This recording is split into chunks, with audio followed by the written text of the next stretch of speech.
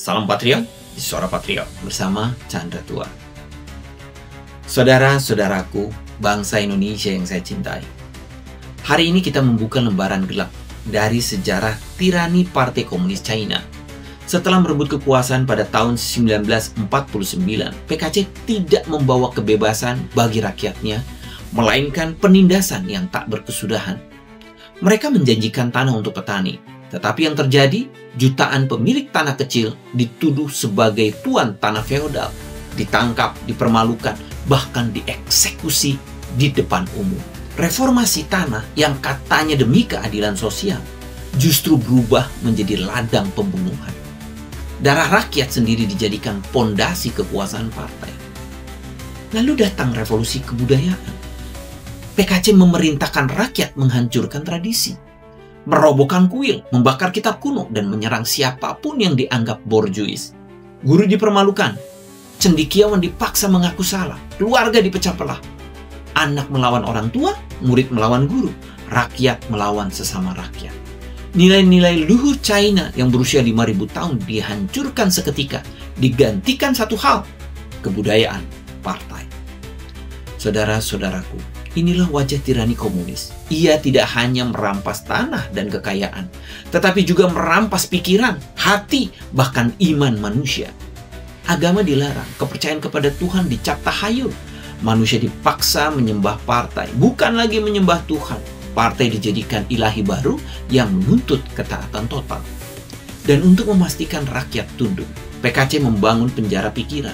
Propaganda dijalankan siang dan malam, dari sekolah dasar hingga universitas, dari koran pagi hingga siaran televisi.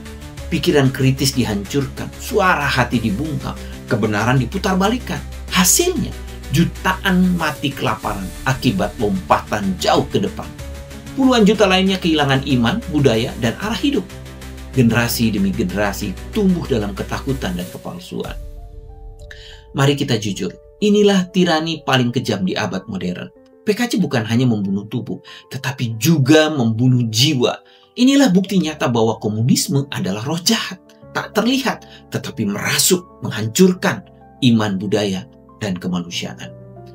Dan pelajaran bagi Indonesia sangat jelas. Kita pernah mengalami luka sejarah, pemberontakan PKI. Kita tahu cara ideologi ini bekerja, menyusup ke desa, menghasut pemuda, menebar kebencian. Apa yang terjadi di China adalah bukti.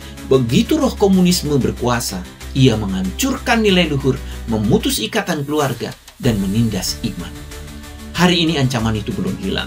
Komunisme mungkin tidak lagi datang dengan senjata, tetapi ia menyusup lewat propaganda media, lewat utang yang mengikat, lewat budaya yang mengikis Pancasila. Bahkan kini, sebagian dari kita mulai pesimis terhadap Pancasila, menganggapnya slogan kosong.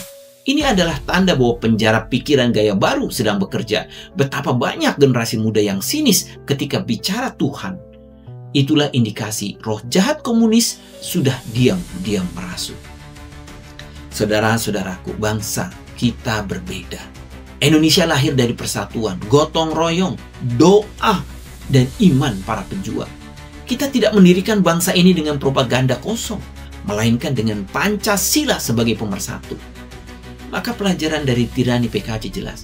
Jangan pernah biarkan roh jahat itu berakar di tanah air kita. Kita harus memperkuat benteng keluarga, budaya, dan iman. Kita harus mendidik generasi muda agar kritis, berani melawan kebohongan, dan tidak tunduk pada tekanan, melawan nurani. Hidup bukan hanya soal uang, tetapi soal nilai-nilai yang memanusiakan manusia. Dunia sudah melihat bagaimana PKC menghancurkan bangsanya sendiri. Tapi kita bangsa Indonesia bisa memilih jalan yang berbeda, jalan kasih, jalan beradab, jalan berdaulat. Mari kita bersatu menjaga kebenaran dan menolak kepalsuan. Mari kita pastikan bangsa ini tidak pernah jatuh ke dalam penjara pikiran. Mari kita wariskan kepada anak cucu kita sebuah Indonesia bebas, merdeka, lahir dan batin. Suara Patriot untuk Indonesia berdaulat.